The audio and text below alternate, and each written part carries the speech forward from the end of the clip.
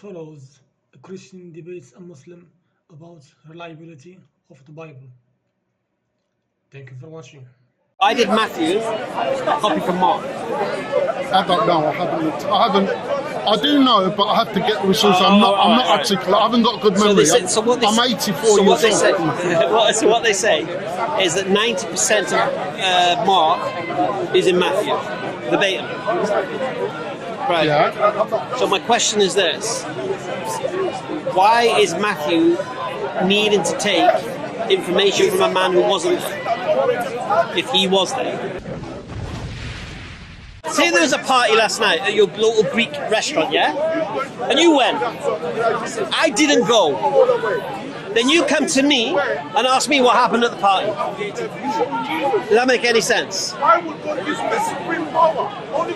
You were there, smashing plates. Yeah. I wasn't there. Yeah. Would it make any sense for you to come to me No. and ask me what happened? No. Right. This is exactly what Matthew's doing with Mark. I want to know, what was Paul's motive then? Who knows his motive? You don't know.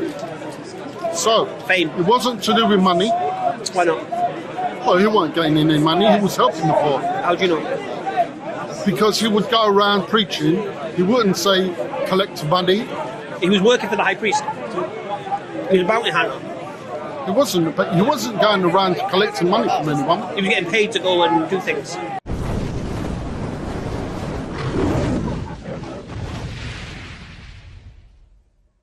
It wasn't just Paul writing or saying these things. And don't forget, Paul wasn't in a room to sit down and write letters. He speaks to them and tells the scribes to write down the gist, and they get the gist of what he wants to say. I'll give you an example. Keep looking at all traditions. Was Paul teaching something that the disciples of Jesus didn't agree with? Yes. Yes. So who's correct in this disagreement? The whole community, very important. In fact, I'm going to read you something. You don't mind me reading something. It's very important. Please, just take the time, relax. I know you want to eat me up. Please be patient with me. Please don't eat me up, yeah? Almost every manuscript was translated by scribes. Made notes, i.e. the Gospels, Mark, Matthew, Luke, John. The testimony, this is very important, the testimonial of almost every scribe dates back to probably the original Gospel. The testimony, this is my big one, the testimony of the collective scribes, hold more credibility than any modern academic today. Because when say Paul wanted to say, or one of the eyewitnesses, Matthew wanted to say something, there might be about 10 scribes there to write down the things he's saying, and their writings would be said this is according to Matthew. So now you have to have loads of scribes writing down, and in public, and it was spoken in public, and in marketplaces, and in many different geographical areas. This is a very powerful oral and holy tradition of the Eastern Orthodox Church. So that predates any manuscripts. So what was said, all the whole community would have known. Any lies or anything what you're saying, obviously it would be taken up. It would have been taken up. So if I can show you need to look a bit more into that, may I say. But I can show you Matthew lied. Show me. Okay, King Herod killing the babies in Bethlehem. Yeah, what about it? I believe that's a lie. Why? There's no evidence anywhere in history that King Herod did this. Because there's no evidence, that doesn't mean. It's like it's like the Quran. We're just talking. No, don't do that. No. I'm not saying I'm an expert on the Quran. I'm just genuinely don't do that. a sincere question. Because the Quran says it was not Jesus on the cross. What other evidence is there? There's no evidence for that. But you take it to be true. The Quran says Jesus wasn't crucified, but the people thought he was. Say again? The Quran says Jesus wasn't crucified, but the people believed he was. Yeah. Okay. So the Quran confirms history. They want to do Islam and what it? American style. So the Quran confirms history. The Quran confirms history. Yeah, just the Quran says these things. No. The Quran confirms history. On this point about the crucifixion, yes, It says that, but there's no evidence to prove that. Prove what? That it wasn't Jesus. You've got no evidence to prove it was. Of course there is. What evidence? The eyewitnesses that were there, Which eyewitnesses? the disciples, Which disciples?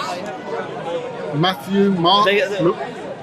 There was no disciple called Luke. Hang on. If you read into the Gospels, Let's read into the Gospels. it says that the disciples were there, Okay. and it they says ran all away, fled- it says all fled. and they went away. They fled.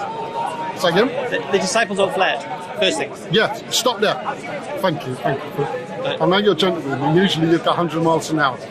So the disciples fled. Then if we read further on, they one by one came back. No?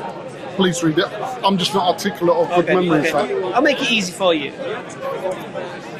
Do you believe the authors of the Gospels were disciples? Sorry, say it one more. Do you believe the authors of the Gospels were disciples? Yeah. Okay. Whoever the names of those Gospels were oral tradition.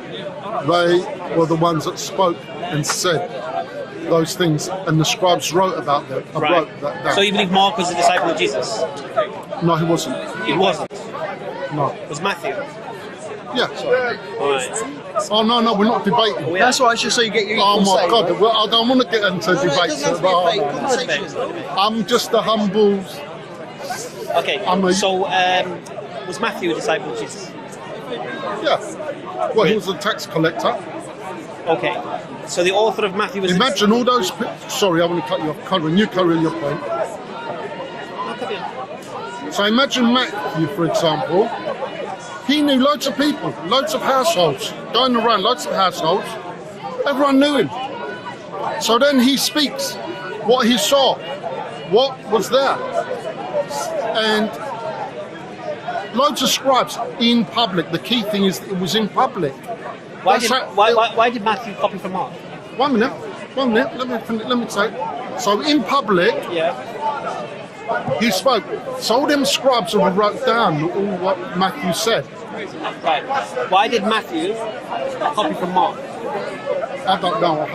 I haven't.